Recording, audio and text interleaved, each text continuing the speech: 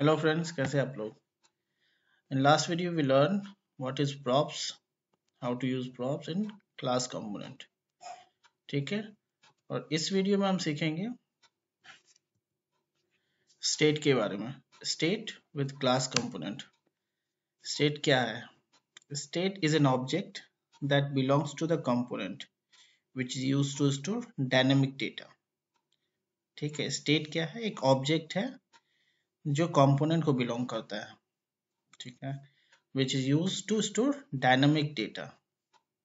Dynamic data का यहाँ मतलब क्या है? डायनामिक डेटा मतलब डेटा जो डायनामिकली चेंज हो किसी भी इवेंट के ट्रिगर होने पे. सपोज एक शॉपिंग कार्ट का एग्जांपल ले लेते हैं हम. आप फ्लिपकार्ट या अमेजन पे शॉपिंग करते हो और ऐड टू कार्ट बटन पे क्लिक करते हो तो कार्ट में आइटम ऐड हो जाता है और इंक्रीमेंट आपको दिखता है कि एक से दो आइटम ऐड हो गए, दो से तीन आइटम ऐड हो गए. ये इमीडिएट इफेक्ट होता है. ठीक है, ये डायनेमिकली इंक्रीज होता है वैल्यू जो आपको डिस्प्ले होता है. तो इसको ये हो गया डायनामिक डेटा. जब हम रिएक्ट में यूज़ करेंगे, इस तरह के सिनारियो पे काम करेंगे, इस तरह के बड़ी एप्लीकेशन पे काम करेंगे जहाँ डायनेमिकली हम डेटा फेच करेंगे, स्टोर करेंगे, रिट्रीव करेंगे, अपडेट करेंगे, उस केस में हम स्टेट का यूज़ करेंगे. ठीक है, अब यहाँ एक है स्टेट. मैंने ऑब्जेक्ट को हाईलाइट किया वो इसलिए क्योंकि कई लोग ऐसे होंगे जिनको ये नहीं पता चल पा रहा होगा कि ऑब्जेक्ट क्या होता है. ठीक है, मैं उनको एक्सप्लेन करना चाहूँगा ऑब्जेक्ट क्या होता है और कैसे बनता है. In JavaScript, we create object like this. ये curly braces ओपन और क्लोज करते हैं हम, तो हम ऑब्जेक्ट बनाते हैं. इस तरह से हमारा एक ऑब्जेक्ट क्रिएट हो गया. Now we assign to a variable. एक वेरिएबल को हमने ऑब्जेक्ट असाइन कर दिया. ठीक है, अब add property to that object. New object is equal to f name property, उसकी वैल्यू अनवर. ठीक है, ये आपका कंप्लीट ऑब्जेक्ट हो गया जिसमें एक प्रॉपर्टी है जिसको वैल्यू हमने असाइन कर रखा है. ठीक है, just like that this state is an object. State भी एक ऑब्जेक्ट है. जब हम स्टेट बनाएंगे उसमें प्रॉपर्टीज असाइन करेंगे, उसको फेच करेंगे, उसको अपडेट करेंगे. ठीक है, चलिए मैं आपको ये डायनेमिक करके दिखा देता हूँ. जैसा मैंने बताया ऑब्जेक्ट ऑब्जेक्ट बनाना हो, हम ऐसे सिंपल स्टेप में बता रहा हूँ कैसे बनेगा. ये आपने ऑब्जेक्ट बनाया, इसको हम असाइन करेंगे एक वेरिएबल पे. Let new obj is equal to, obviously आप ऑब्जेक्ट में कोई प्रॉपर्टीज डालेंगे, एफ नेम कॉलन बारिक comma L name. Multiple properties डालना है तो कॉमा सेपरेटेड होगा. अब न्यू, अब एक्सेस करना है एफ नेम. इसी तरह से हम रिएक्ट में स्टेट को भी यूज करेंगे. मैंने इसलिए एक्सप्लेन कर दिया, जिनको नहीं पता ऑब्जेक्ट कैसे क्रिएट करते हैं, कैसे यूज करते हैं, उनको समझने में आसानी होगी. ठीक है, चलिए कंटिन्यू करते हैं. If state changes UI gets updated, meaning component re-render to show the updated data. ठीक है, रिएक्ट में क्या होता है, जब स्टेट चेंज होता है तभी आपका कंपोनेंट री रेंडर होता है और अपडेटेड डेटा डिस्प्ले होता है. अगर स्टेट चेंज नहीं होगा, डेटा अपडेट नहीं होगा. चलिए ये करके हम देखते हैं ऐसा क्यों है रिएक्ट, और इस रिएक्ट में स्टेट की जरूरत क्यों थी. ठीक है,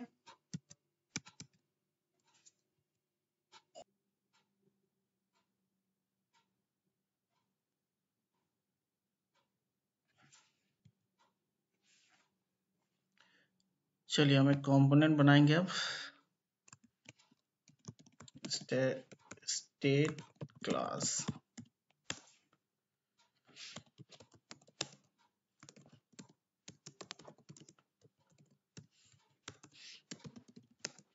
स्टेट क्लास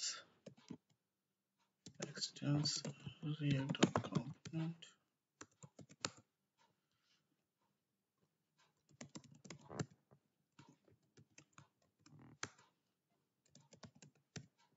Return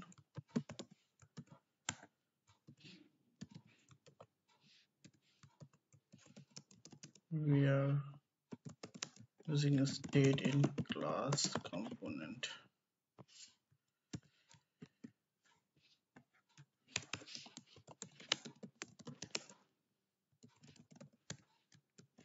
ये हमारा कंपोनेंट रेडी है, स्टेट क्लास कंपोनेंट। अब इसको ऐप के अंदर यूज करेंगे हम।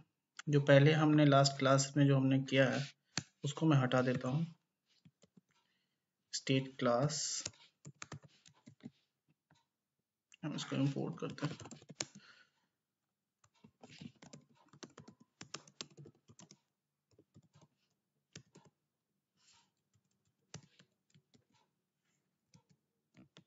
We are using state in class component.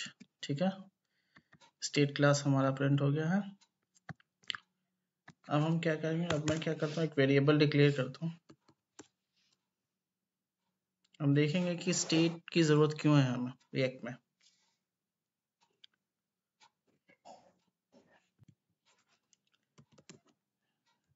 Increment is equal to 0।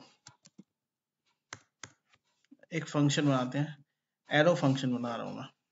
ये 6 में इंट्रोड्यूस हुआ एरो फंक्शन, और बहुत हद तक रिएक्ट के साथ एरो फंक्शन ही यूज हो रहा है। एरो फंक्शन बनाएंगे कैसे, मैं एक तरीका बता देता हूँ आपको, इजी वे है। फंक्शन नेम देना है हम आपको, हैंडल इंक्रीमेंट, ये हमारा फंक्शन हो गया।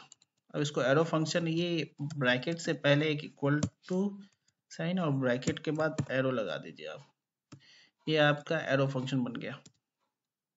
ठीक है, इतना इजी है। जो फंक्शन हम बनाते हैं, जनरल फंक्शन जैसे बनाते हैं वैसे ही बनाना है, बस ब्रैकेट से पहले इक्वल टू सिंबल और उसके बाद ये equal to and greater than arrow बना देना है। ये एरो फंक्शन बन गया हमारा।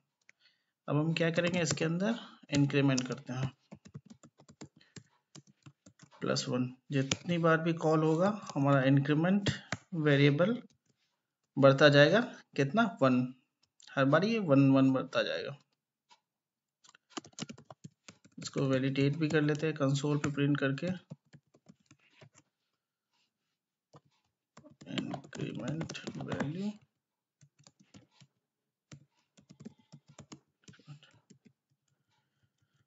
अभी फंक्शन हमने बनाया, ऐसे कॉल भी करने की जरूरत है। क्लिक इवेंट कैसे फायर करेंगे, कैसे फंक्शन कॉल करेंगे रिएक्ट में, ये भी पता चल जाएगा हमें। दिस डॉट हैंडल इंक्रीमेंट, बस इजी है, ये हो गया। जब भी क्लिक करेंगे हमारा हैंडल इंक्रीमेंट फंक्शन कॉल हो जाएगा। Click to increment. ठीक है, चलिए अब ब्राउजर पे देखते हैं। हमने प्रिंट नहीं किया इसको, यहाँ प्रिंट भी करने की जरूरत है। दिस डॉट हैंडल इंक्रीमेंट, पता कैसे चलेगा वैल्यू इंक्रीज हो रहा है नहीं हो रहा।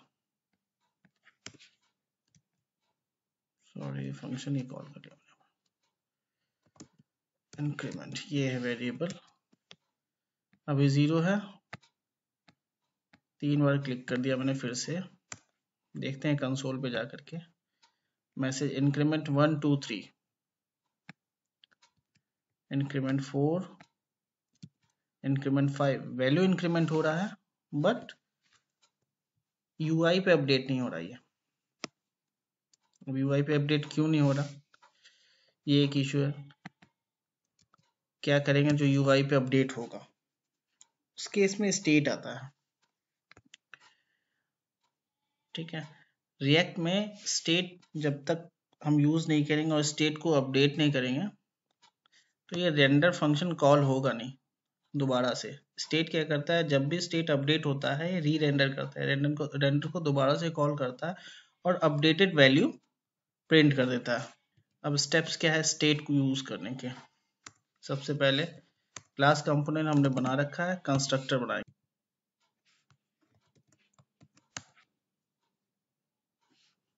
स्टेट क्या है, एक ऑब्जेक्ट है। कंस्ट्रक्टर जब भी हम बनाएंगे सबसे पहले हमें क्या करना पड़ेगा, सुपर क्लास के कंस्ट्रक्टर को कॉल करना पड़ेगा इस तरीके से।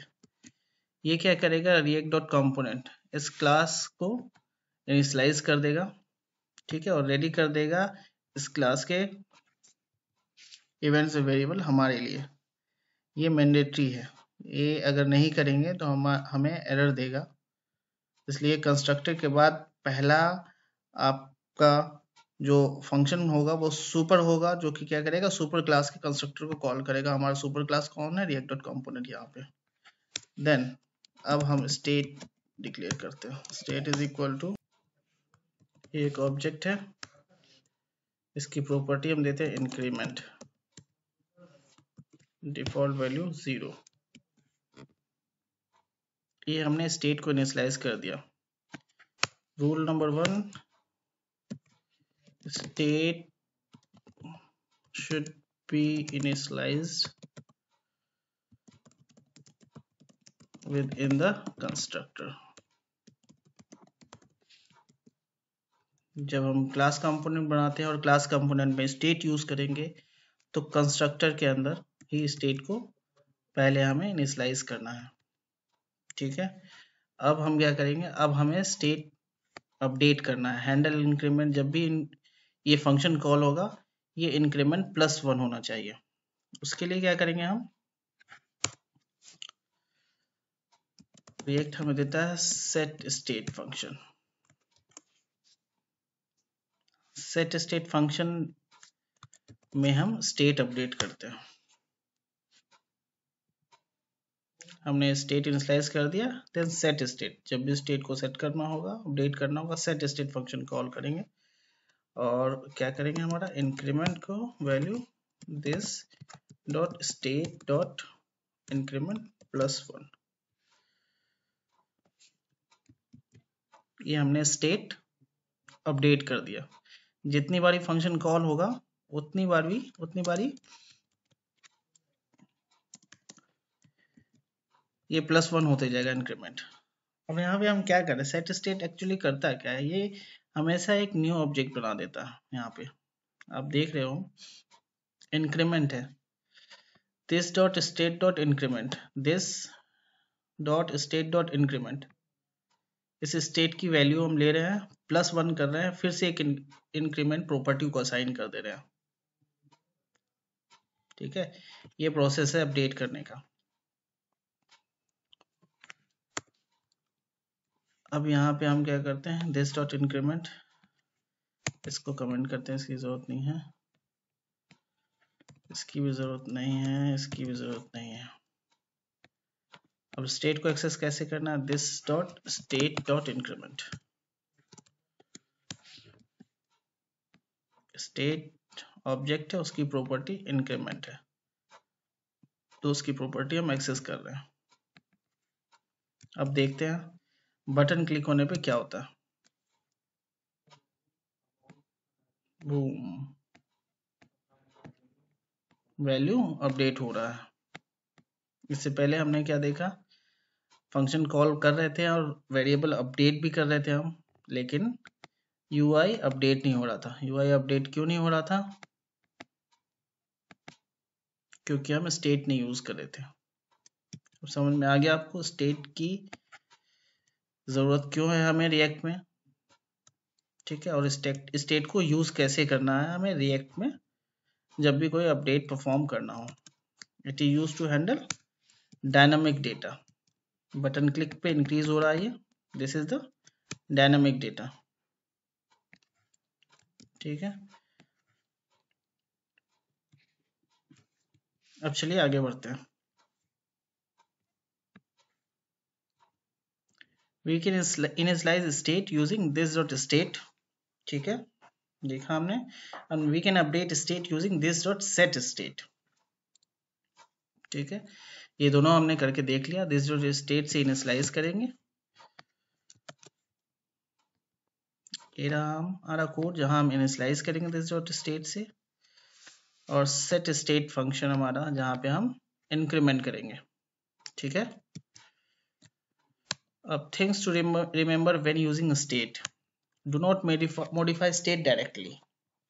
If you do so, it is not going to update the UI। इसका मतलब क्या हुआ, do not modify the state directly.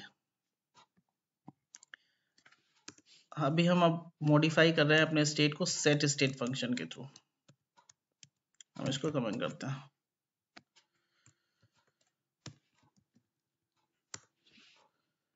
this dot state dot increment is equal to this dot state increment +1।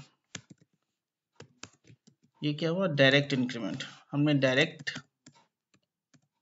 State के object state को access किया, उसके increment property को, और उसको +1 कर रहे हैं। यहाँ से +1 करके रीअसाइन कर रहे हैं इंक्रीमेंट को। This is called direct access. अब देखते हैं काम करता है नहीं करता। ये काम नहीं कर रहा है, ठीक है। ये यूआई अपडेट नहीं कर रहा है। क्या इंक्रीमेंट कर भी रहा है? ये चेक करते हैं। console.log increment value this dot state dot increment।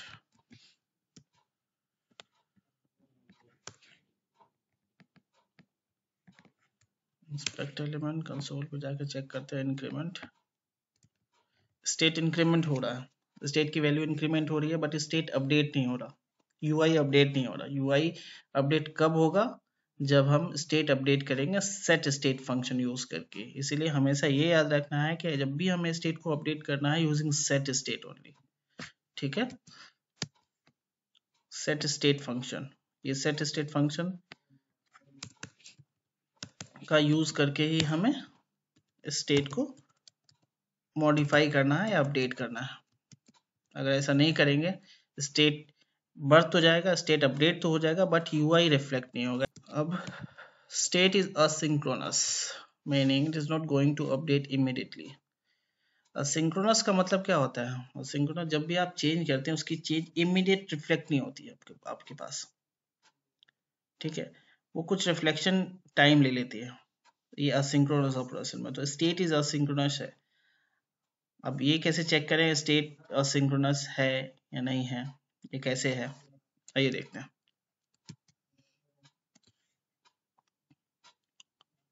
ये केस है हमारा इंक्रीमेंट 1 कर रहे हैं हम, ठीक है। अब इसी को 3 बारी कॉल कर लेंगे हम। तो एक बार में 3 इंक्रीमेंट होना चाहिए, 3, दूसरी क्लिक पे 6 होना चाहिए, तीसरी क्लिक पे 9 होना चाहिए, ऐसा होना चाहिए।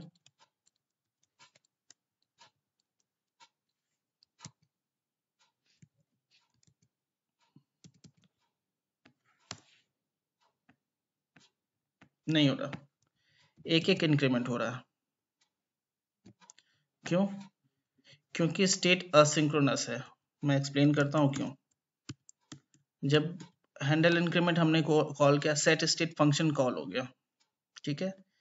सेट स्टेट फंक्शन कॉल हो गया, उसको क्या करना है? इंक्रीमेंट करना है 1। इमीडिएटली ये अपडेट नहीं हुआ, ये अभी अपडेट नहीं हुआ, यहाँ पे 1 नहीं हुआ ये। देन यहाँ आ गया, नेक्स्ट फंक्शन में मूव हो गया ये। नेक्स्ट सेट स्टेट पे आया, इंक्रीमेंट अभी भी कितना है हमारा? यहाँ पे डिफॉल्ट वैल्यू अगर 0 है तो 0 ही है, क्योंकि यहाँ पे इंक्रीमेंट नहीं हुआ है, ये 0 है। ये भी अपडेट नहीं हुआ, देन इस पे आ गया, ये भी 0 है, ये भी अपडेट नहीं हुआ, मूव कर गया। फिर लेटर ऑन अपडेट हुआ, ठीक है। 0 था इसके पास, 1 अपडेट हो गया। फिर 0 इसके पास भी था, ये 1 अपडेट हुआ। 0 इसके पास भी था, 1 अपडेट हुआ। अल्टीमेटली रिजल्ट क्या आया हमारे पास? 1। सिर्फ एक वैल्यू हमारे पास प्रिंट होकर के आई। तो एक्सपेक्टेड बिहेवियर नहीं रहा यहाँ पे। एक साथ हमने कॉल तो किया तीनों फंक्शन को, सेट स्टेट फंक्शन को, क्योंकि ये असिंक्रोनस बिहेवियर है। रन टाइम एनवायरनमेंट के पास क्या गया? ये डिफॉल्ट वैल्यू है। अगर 0 है तो तीनों के पास 0 गई, +1 इंक्रीमेंट हो गई तो तीनों 0 +1 0 +1 0 +1 एक एक को ओवरराइड करता चला जाएगा। तो अल्टीमेटली रिजल्ट आ रहा है हमारे पास 1। दूसरी बार क्लिक कर रहे हैं तो रिजल्ट आ रहा है हमारे पास 2, ठीक है। इससे पता चलता है कि स्टेट इज असिंक्रोनस। ठीक है, अब रिएक्ट ने हमें एक और तरीका बताया है कि इस सिनारियो को हैंडल कैसे करेंगे।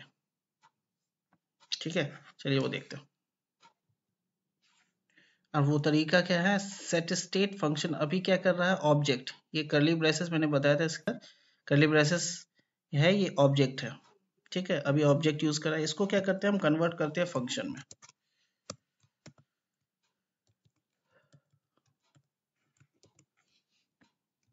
मैंने क्या किया, रैप कर दिया एरो फंक्शन, अभी मैंने बताया था एरो फंक्शन। ठीक है, ये एरो फंक्शन यहाँ पे नाम नहीं है कोई, हमने नाम नहीं दिया ABC फंक्शन। ठीक है, एरो फंक्शन की ये खासियत है कि विदाउट नेम आप उसको एक्सेस कर सकते हैं।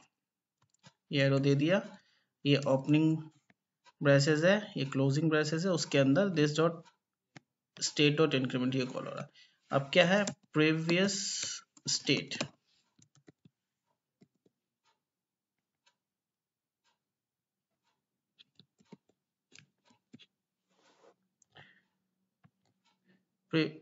दिस डॉट स्टेट, स्टेट के बजाय प्रीवियस स्टेट को कॉल कर रहे हैं हम, प्रीवियस स्टेट डॉट इंक्रीमेंट।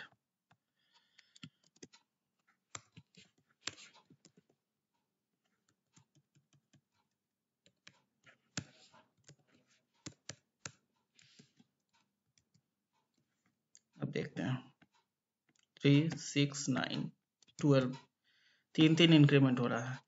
तो असिंक्रोनस बिहेवियर को यहाँ पे हम ओवरराइड कर रहे हैं। असिंक्रोनस बिहेवियर को कैसे ओवरराइड कर रहे हैं, प्रीवियस स्टेट फंक्शन ये क्या करता है, जैसे स्टेट अपडेट होता है तो उसकी इमीडिएट वैल्यू को स्टोर कर लेता है। यहाँ पे 1 आ गया है, ठीक है, देन इसके पास देखता है प्रीवियस स्टेट क्या है, प्रीवियस स्टेट यहाँ पे 1 हो गया, अभी उसको इंक्रीमेंट कर दिया, प्रीवियस स्टेट इंक्रीमेंट +1 2 हो गया। फिर प्रीवियस स्टेट जैसे इंक्रीमेंट करने के बाद प्रीवियस स्टेट को असाइन कर देता है value 2, previous state dot increment 3। ठीक है, हमने जान लिया कि सेट स्टेट हमेशा असिंक्रोनस बिहेव करता है, लेकिन उसको ओवरराइड कैसे कर सकते हैं, कभी ऐसे सिनारियो आ जाए जहाँ पे हमें इस तरह की सिचुएशन आए और उसको हैंडल करना हो तो कैसे हम यूज करेंगे, ये भी देख लिया हमने। चलिए अब आगे बढ़ते हैं। Can pass object as well function within the set state, मतलब क्या हुआ, ये भी फंक्शन सेट स्टेट के अंदर, इससे पहले हम क्या कर रहे थे, ऑब्जेक्ट कॉल कर रहे थे, हमने दोनों देख लिया, स्टेट के अंदर फंक्शन और ऑब्जेक्ट, ये ऑब्जेक्ट कॉल कर लिया हमने सेट स्टेट के अंदर, सेट स्टेट के अंदर ये हो गया फंक्शन हमारा। ठीक है, state updates are merged when you call set state, you merge the object you provide into the current state। इसका मतलब क्या हुआ,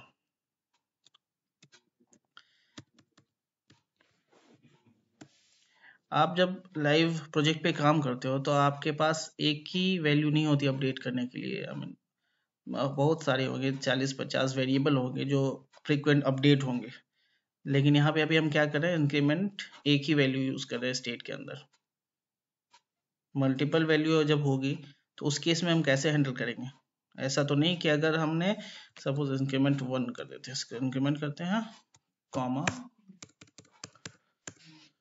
इंक्रीमेंट 2 0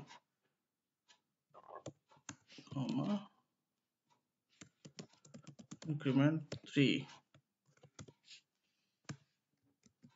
3 डिफरेंट वैल्यू। ओके, ऐसा तो नहीं है, अगर इंक्रीमेंट हमें सिर्फ इंक्रीमेंट बढ़ाना, पहले पहले इंक्रीमेंट पे काम करना है तो इंक्रीमेंट 2 और 3 के पास जो वैल्यू है वो ओवरराइड हो जाएगी, ये 2 पे अगर काम करें 3 और 0 इंक्रीमेंट के पास वैल्यू जो है वो ओवरराइड हो जाएगी।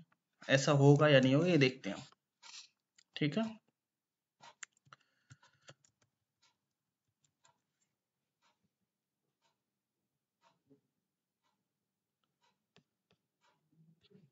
इसी फंक्शन को यूज कर रहे हैं हम। चलिए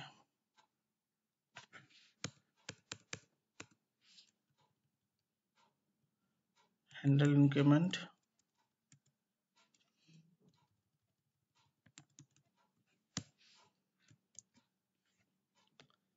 एक और फंक्शन बनाते हैं जो कि क्या करेगा, जो इंक्रीमेंट 2 है उसको अपडेट करेगा, इंक्रीमेंट 2 + 1 इंक्रीमेंट 2। ठीक है, अब 3 भी बनाते हैं हम।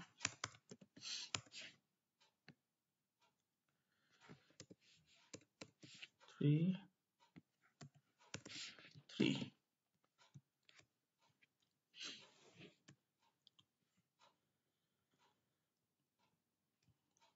click to increment,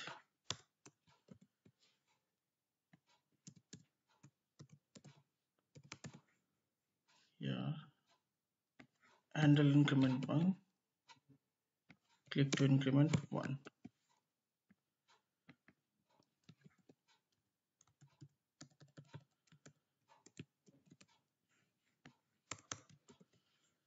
click to increment 2, handle increment 2।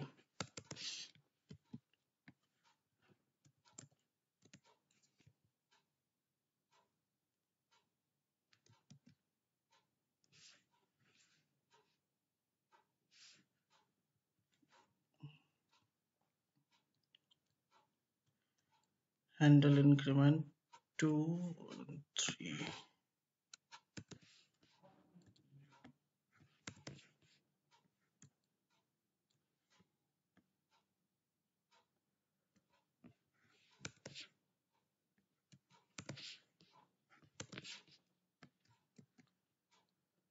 हमने फंक्शन बना दिया, 3 फंक्शन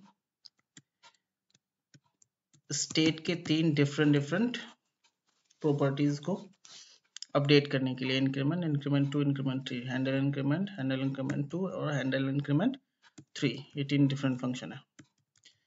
अब इसको एक्सेस भी करते हैं। मैं यहाँ से क्या करता हूँ, यहाँ से हटा के देखिए ये बटन जो है, बटन की जो वैल्यू है उसमें डाल रहा हूँ मैं, इंक्रीमेंट 2 इंक्रीमेंट 3।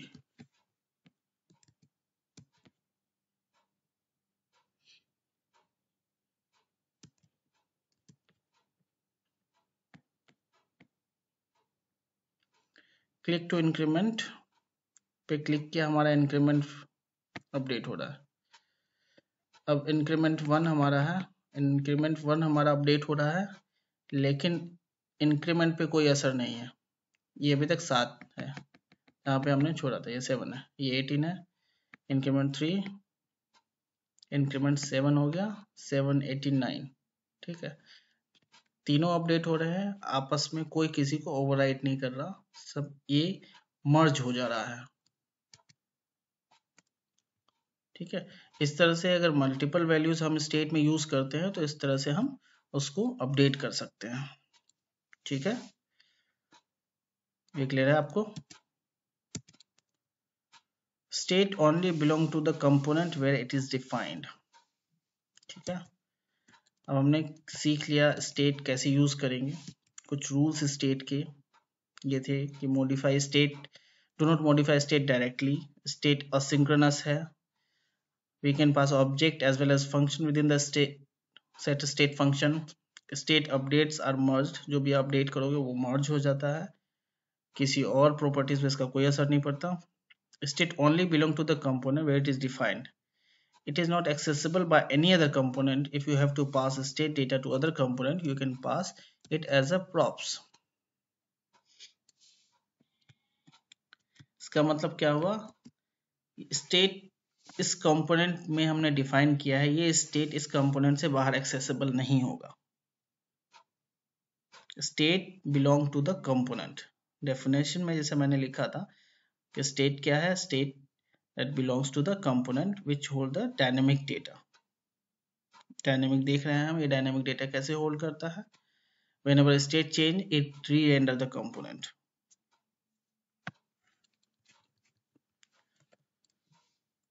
अगर स्टेट की वैल्यू को पास करना है दूसरे कंपोनेंट में, हम पास करेंगे यूजिंग प्रॉप्स। वो कैसे करेंगे ये भी देख लेते हैं हम।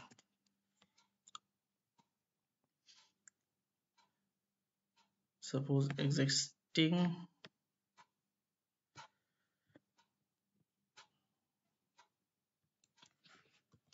increment value, ये एग्जिस्टिंग फंक्शन कंपोनेंट था हमारा, ठीक है। ये मैंने इसको अपडेट कर दिया इंक्रीमेंट वैल्यू, ये क्या है, प्रॉपर्टी नेम है। हम क्या करते हैं, उसको इंपोर्ट करते हैं अपने इस क्लास में, import name from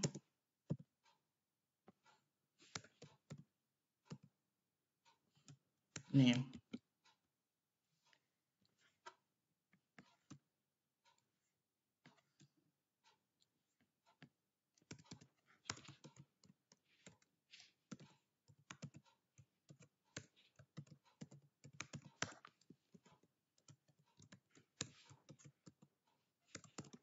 name component, props के बारे में हमने सीखा था